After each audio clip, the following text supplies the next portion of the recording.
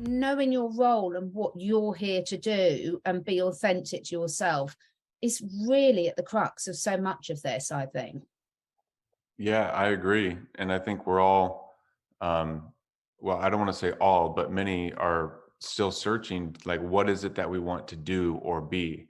And I think that's a great thing because it's not only biologically built into us, but spiritually, Mm. from a higher order, that this is built into us to push forward, to seek, to explore, to strive for something new.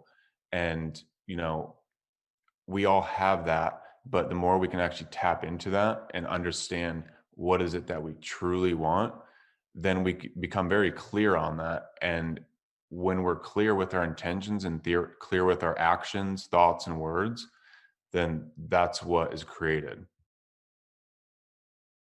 I try to find a good, healthy balance of routine and structure while also being flexible to being adaptable. Because with my life, there's things that I need structured and very regimented, and then I really believe the human mind, needs this freedom and this sense of freedom and sense of spontaneity and sense of just doing things out of the blue, because we are dynamic and creative beings, and having both of that I think is very beneficial, and it just sort of depends on what you're wanting to focus on and what you're trying to achieve with that. Yeah, I think my sort of thoughts on it are that if there's areas in your life that you're not happy with, one of the first areas you need to look at is what your habits are, because a lot of people get stuck in a rut of doing things that don't serve them. And most people find it quite hard to accept some of their habits. We can all notice them in other people often a lot more than we notice them in ourselves. So I think a lot of it comes back to me to looking at this objective assessment of where you are and with yourself, with your life. Are there areas there that you want to change? And if they are there, perhaps look at some of the habits that are no longer serving you and replace them with others. But for me, I don't think of a habit as something you do for life. A habit is something often that you do that you're not necessarily aware of, Yeah. that you're not necessarily conscious of. And if you've got areas of your life which are serving you and everything's going well, then keep doing it. Because if you weren't doing well, then, those habits wouldn't be serving you. But if you've got areas of your life, say, for example, your physical health, say you want to lose weight, or you want to get fitter or stronger or more flexible, then this consistency needs to come in. Because one of the things I see a lot about why people feel frustrated with themselves and affects their sense of happiness and achievement is this inability to be consistent and put the work in. First of all, I want to say something interesting. Tinnitus, right? The extreme ringing in your ear, constant ringing. One way to totally erase tinnitus is by listening to music that has certain type of frequency that totally erases that in your brain. So tinnitus is something your brain got a signal and cannot get rid of it. And with types of classical music, you can listen to it and it erases that in your brain. So the tinnitus that you have from constant ringing is gone, and it can be gone in a second. You can really have it for years, and with the right perception of the right frequency, suddenly your brain says, "Oh, okay, this is not a problem. Okay, bye," and it's gone. It's like the same with trauma, and I know it from myself, because when I think about stuff that I think, but you didn't have to think about it that way. So if you wouldn't think about it that way, that wouldn't be a problem, right? So for instance, somebody comes and curses your family or something. So what? Like, go away. So what is it? And if you don't give it, you don't give it, and then there's nothing to it. But Where do you get a lot of your satisfaction from that striving? How does that work out for you? So I really like exercise and playing. So like playing football or playing catch, playing basketball. Frisbee, something like that, really pushing myself and doing that. But with exercise as well, strength training and combining that with play and, different sorts of activities, that's really beneficial for me to not only like let off stress and release, but build strength and resiliency and feel a sense of freshness and newness.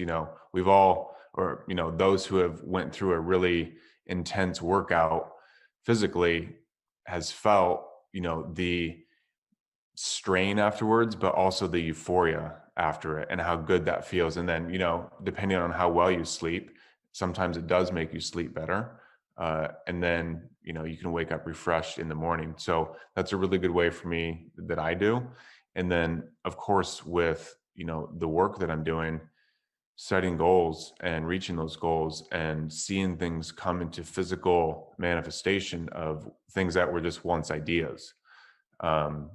So really seeing that and experiencing that is a lot of the things that I'm doing right now.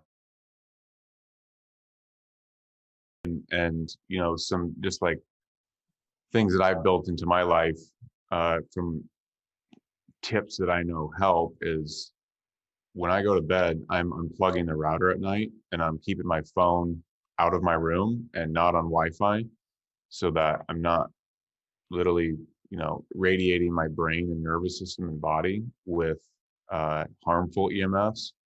Because when we're sleeping, that's when we're repairing and recovering. And there's literally no need for that to be on. I mean, if you use it as an alarm, you can still put it on airplane mode and, put it 6 feet away, and that's, still great. So, getting sleep obviously is so important, but it's something so simple to do. Just unplug the Wi-Fi or put your phone on airplane mode and put it away from your head. So many people can be helped by literally just doing that. Like they'll sleep better and feel better, and which has massive repercussions, over time. And then in the mornings, I've built in getting sunlight in my eyes. Even if it's cloudy, the amount of photons that we've talked about still coming through impacts us in many beneficial ways. So getting light in the morning and walking, even if it's literally just, a minute down the street, that's better than nothing. But getting some sort of movement in the morning. And then also for me, doing, visualization and, affirmation or prayer, whatever you want to call it, and really tuning into what I want and what I'm looking for, or, trying to bring those qualities into my life that day or at that time. So just really having those simple things has really helped me. And then, of course, exercise. Having consistent exercise and staying consistent with it always helps me to just be happier and healthier all around. And I mean, everyone knows that, but it really is just something as staying consistent with it as you can. I would agree with that. I think, certainly for me, the realization we are in a physical body in this lifetime, and therefore we need to look after that. Most of us really look after our cars. We understand you've got to service them regularly, change the oil, top up the water, etc. And I think, for me, I've realized over the years, you really do get out what you put into life. So if you are constantly looking for ways and listening to yourself and getting feedback and what does work. So, looking at your nutrition, looking at your sleep, looking at your exercise, looking at your social circle, and also looking at what you're contributing. Because I think from what I've seen, a lot of people, yes, absolutely, you've got to be doing things because they motivate and drive you. But actually, when I look at what a lot of people what does motivate people, that, like we spoke about before, often that has a knock-on benefit to other loved ones around them.